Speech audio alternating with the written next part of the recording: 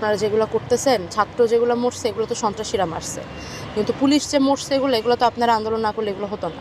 Police মরার দায়ভার তো আপনাদের। এখন আমরা যদি মামলা দিই তাহলে সেই মামলা তো আপনি একা খাবেন না, আপনার পুরো পরিবার সমেত করে, সরি তুমি, আপনি করে কথা বলেনি, তুমি মামলা তো তুমি একা খাবে না, তোমার পরিবার সহ মামলা খাবে।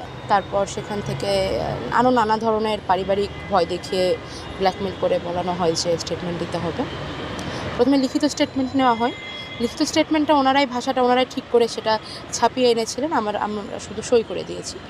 সই করার পর আমাদেরকে 6 জনকে দেখা হয় একসাথে এবং বলে যে ভিডিও একটা স্টেটমেন্ট দিতে, তারপরে আমাদের ছেড়ে দেওয়া হবে। ভিডিও স্টেটমেন্ট দেওয়া হয়। ভিডিও স্টেটমেন্ট দেয় একেবারে ফুল প্যাকড আর্মড অফিসাররা আমাদের সামনে ছিলেন, সেখান থেকে ভিডিও স্টেটমেন্টটা নেওয়া হলো। আমাদের বলা হয় যে আমাদের ছেড়ে দেওয়া হবে, কিন্তু সেরাতে বলে যে অনেক প্রসিডিওর বাকি আছে, হোম মিনিস্টার অনুমতি দিচ্ছেন না, ইত্যাদি ইত্যাদি নানা ধরনের কথাবার্তা বলে তারপরে আমাদেরকে